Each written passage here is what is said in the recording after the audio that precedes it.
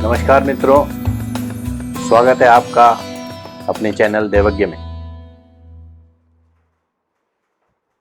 मित्रों, आज हमारा विषय आम ज्योतिष की अन्य चर्चाओं से थोड़ा सा भिन्न है और वो है ग्रहण। आज हम दुनिया में ग्रहण पड़ने पे उसका क्या प्रभाव होता है और ग्रहण का वास्तव में मानव जीवन पर क्या असर पड़ता है, इसके बारे में एक छोटी सी चर्चा करेंगे। तो शुरू करते हैं आज की चर्चा, ग्रहण का मानव जीवन व राष्ट्रों पर प्रभाव। मित्रों, हमारे नवग्रह मंडल में केंद्र में सूर्य ग्रह विद्यमान है। वास्तव में सूर्य, जिसको हमने ग्रह की संज्ञा दी है, परंतु वो एक तारा है, एक प्रकाश पुंज है, यानी कि एनर्जी का, लाइट का सोर्स है। और अन्य ग्रह जो हैं उनके अंदर अपना कोई प्रकाश नहीं होता। ये सभी ग्रह सूर्य के प्रकाश की किरणें जो उन पर पड़ती हैं उसको रिफ्लेक्ट करते हैं, तभी वो चमकते हैं। तो हमें वो ग्रह अपनी रोशनी में चमकते हुए प्रतीत होते हैं, पर वास्तव में वो सूर्य के प्रकाश से प्रकाशित होते हैं। जैसे कि हमारे बुध हुआ, शुक्र, चंद्रमा, बृहस्पति, शनि, मंगल इत्यादि। हमारी पृथ्वी भी सूर्य के प्रकाश में प्रकाशमान होती है और अंतरिक्ष से देखने पर बहुत ही सुंदर दिखाई देती है। सभी ग्रह गुरुत्वाकर्षण के सिद्धांत के अनुसार अपनी धुरी पर घूमते हुए सूर्य की परिक्रमा करते हैं। हमारी पृथ्वी भी सूर्य का चक्कर लगाती है और पृथ्वी का उपग्रह चंद्रमा ये पृथ्वी का चक्कर लगाता है और उसके साथ साथ सूर्य का भी चक्कर लगाता है। अब एक शब्द है जो कि ग्रहण के संदर्भ में और ज्योतिष की खगोलीय विज्ञान के संबंध में यूज होता है, उसको कहते हैं क्रांति वृत्त। क्रांति वृत्त सूर्य के चारों ओर पृथ्वी का भ्रमण पथ है, अर्थात वो तल जिसके ऊपर की पृथ्वी भ्रमण करते हुए सूर्य का इर्द गिर्द चक्कर लगाती है। यह तल इसको आगे फैला करके 7 अन्य ग्रहों को भी इसके अंदर शामिल किया हुआ है। यानी कि यह क्रांति वृत्त जो ये पृथ्वी का भ्रमण पथ है, ये 7 ग्रहों के दूरी तक फैला हुआ है। अच्छा, सूर्य तथा पृथ्वी दोनों हमेशा क्रांति वृत्त पर रहते हैं, लेकिन चंद्रमा का पथ क्रांति वृत्त से 5 डिग्री के कोण के ऊपर झुका हुआ है। इसलिए चंद्रमा का क्रांति वृत्त पर होना या उसके पास होना या ना होना ये मतलब आवश्यक नहीं है। अब इसके बाद में आता है नाम राहु या केतु, अर्थात ये राहु केतु दोनों जिनको कि नवग्रह में ग्रहों की संज्ञा दी गई है, ग्रहों की उपाधि दी गई है। असल में जो राहु केतु ये जो 2 ग्रह हैं, असल में ये सेलेस्टियल बॉडी के रूप में इनका कोई अस्तित्व नहीं है। ये 2 इंटरसेक्शन पॉइंट हैं, कटान बिंदु हैं। जब चंद्रमा अपनी कक्षा में भ्रमण करता हुआ नीचे से ऊपर की ओर क्रांति वृत्त को काटता है तो उसे राहु कहा गया है, उस कटान बिंदु को राहु माना गया है। और जब चंद्रमा अपने परिक्रमा पथ पर भ्रमण करता हुआ जब क्रांति वृत्त को ऊपर से नीचे की ओर काटता है तो उस कटान बिंदु का नाम केतु रखा गया है। तो इस प्रकार ये 2 कटान बिंदु जो हैं राहु और केतु कहलाते हैं और ये एक दूसरे से 180 डिग्री के अपोजिट होते हैं। और जिस समय चंद्रमा राहु या केतु के साथ होता है तो उस समय उसका शर 0 होता है। अब इसके बाद में आता है, क्योंकि आज की चर्चा का विषय हमारा ग्रहण है, तो ग्रहण के बारे में जान लेते हैं कि ग्रहण पृथ्वी के संदर्भ में, क्योंकि हम पृथ्वी पर रहते हैं तो इसलिए यहाँ पर दो प्रकार के ग्रहण पड़ते हैं, एक चंद्र ग्रहण और दूसरा सूर्य ग्रहण। चंद्र ग्रहण में सूर्य तथा पृथ्वी ये हमेशा क्रांति वृत्त पे होते हैं, पर चंद्रमा क्रांति वृत्त के आसपास तभी होता है जब वो क्रांति वृत्त को भ्रमण करते हुए काटता है अपने परिक्रमा पथ के द्वारा।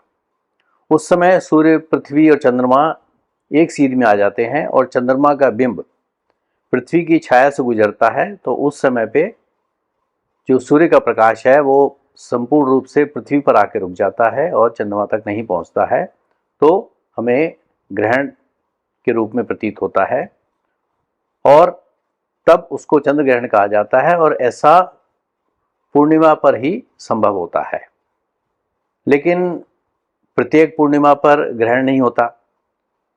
तो ग्रहण पूर्णिमा पर होने के लिए जब चंद्रमा राहु या केतु के साथ होता है उस समय ही ये संभव है, अर्थात वो उन कटान बिंदु के ऊपर से गुजर रहा होता है, चाहे वो राहु का इंटरसेक्शन पॉइंट हो या केतु का इंटरसेक्शन पॉइंट हो, उस पर से गुजरता है, तभी ग्रहण लग सकता है। अब पूर्ण चंद्र ग्रहण जो है उसको खग्रास ग्रहण कहा जाता है, और जब चंद्रमा का कुछ भाग ढका हुआ होता है और बाकी का भाग जो है वो रोशनी में होता है, तो इसको हम खंडग्रास ग्रहण कहते हैं। अब इससे दूसरी कैटेगरी है सूर्य ग्रहण की। जब पृथ्वी और सूर्य के मध्य में चंद्रमा आ जाए तब सूर्य ग्रहण पड़ता है।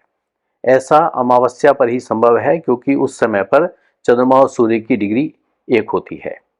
सूर्य, चंद्रमा, पृथ्वी एक ही रेखा पर आ जाते हैं और चंद्रमा राहु या केतु पर उनके नजदीक हो तभी सूर्य ग्रहण संभव है, क्योंकि उस समय चंद्रमा का बिंब सूर्य की प्रकाश किरणों को पृथ्वी पर आने से रोक देता है, यानी कि हमारा सूर्य जो है वो ढका हुआ प्रतीत होता है।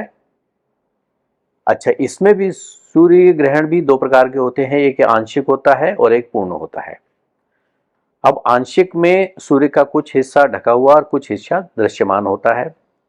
इसके अलावा एक वलयाकार ग्रहण भी कहा जाता है, जबकि चंद्रमा का बिंब सूर्य को ढकने में छोटा पड़ जाए और सूर्य पूरी तरह से ना ढक पाए, तो उसका आउटर एरिया जो है वो दिखता है, तो उसको वलयाकार ग्रहण कहा जाता है। अब इसके बाद ग्रहण का असर इस पृथ्वी पर किस प्रकार पड़ता है।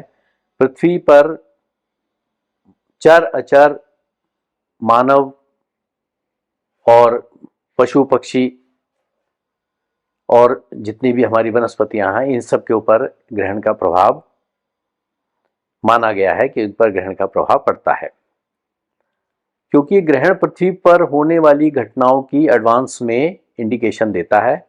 ये घटनाएं एक ग्रहण काल से दूसरे ग्रहण काल के बीच में कभी भी घट सकती हैं। एक मतानुसार ग्रहण जितने घंटे और जितने मिनट का होता है उसका प्रभाव उतने महीने, उतने सप्ताह और उतने दिन तक रहता है।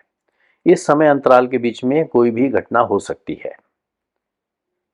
फिर केतु से लगने वाला ग्रहण जो है, जब केतु से ग्रहण लगता है तो उस समय में वो ग्रहण इतना प्रभावशाली नहीं माना गया और राहु से लगने वाले ग्रहण को ज्यादा प्रभावशाली माना जाता है। अब राहु द्वारा लगने वाला ग्रहण सूर्य, चंद्र, लग्न और दशम स्पष्ट से तीसरे या 11वें भाव में या नवम पंचम भाव में पड़े और शुभ ग्रहों से युत हो तो वो शुभ फलदायक होता है।